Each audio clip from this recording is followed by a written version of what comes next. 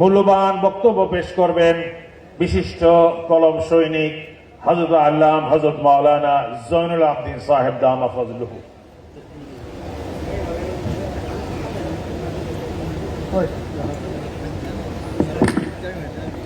আসসালামু আলাইকুম ওয়া রাহমাতুল্লাহি ওয়া বারাকাতুহু। আলহামদুলিল্লাহি ওয়া কাফা ওয়া সালামুন আলা ইবাদিহিল্লাযিনা ইসতাফা।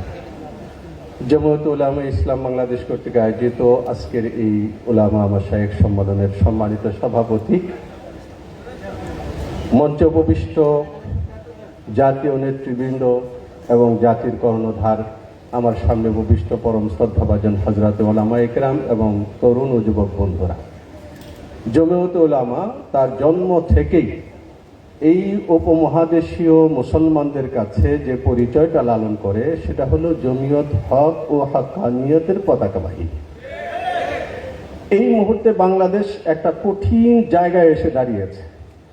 উলামায়ে কেরাম বরাবর দর্শে যে কথা বলে এসেছেন, ছাত্রদেরকে মুখস্থ করিয়ে এসেছেন যে ইসলাম ও মুসলমানের জন্য সময়টা তখন অত্যন্ত সঙ্গীন হয়ে পড়ে যখন হক এবং বাতিলকে একসঙ্গে মিশ্রিত করে উপস্থাপন করা হয়। আজকের এই সময়ে বাংলাদেশের জন্য সবচেয়ে ভয়ঙ্কর যে জায়গাটা, একটা বাতিল দল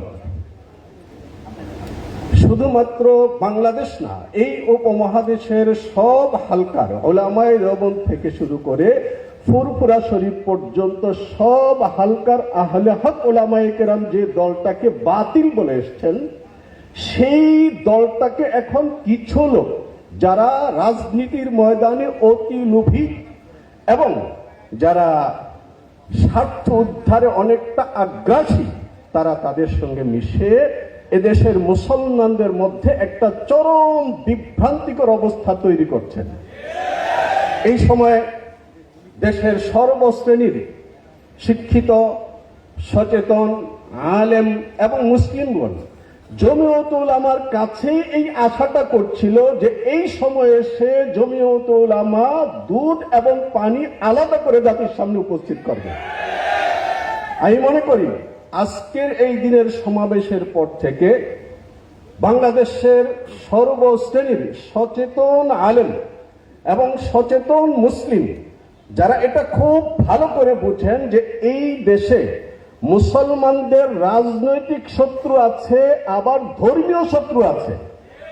যদি কখনো বিপদ হয় তাহলে আমরা রাজনৈতিক শত্রুদের সঙ্গে হাত মিলাতে পারি, কিন্তু যে ধর্মের জন্য আমরা বদর থেকে সংগ্রাম করে এসেছি, জিহাদ করেছি, রক্তে রক্তে পৃথিবীটাকে লাল করেছি, সেই ধর্মকে বিসর্জন দিয়ে কারোর সঙ্গে আমরা হাত মিলাতে পারি না। এই দায়িত্ব জমিয়তের।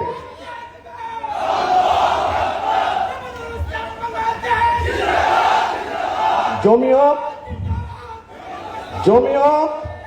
যথা সময়ে যথা উচ্চারণ করেছে, যথা শিরোনাম নিয়ে সামনে অগ্রসর হয়েছে।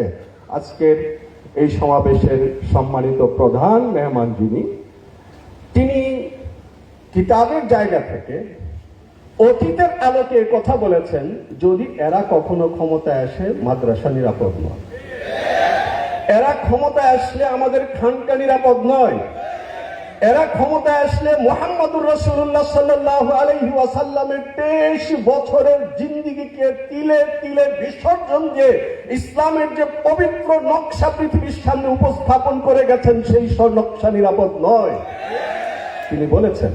তারপর যারা এটাকে পত্রিকায় বিবৃতি দিয়ে বিরোধিতা করেছে তাদের বক্তব্য এরই মধ্যে মোবাইলের মাধ্যমে আপনারা শুনেছেন। প্রতারণা কাকে বলে?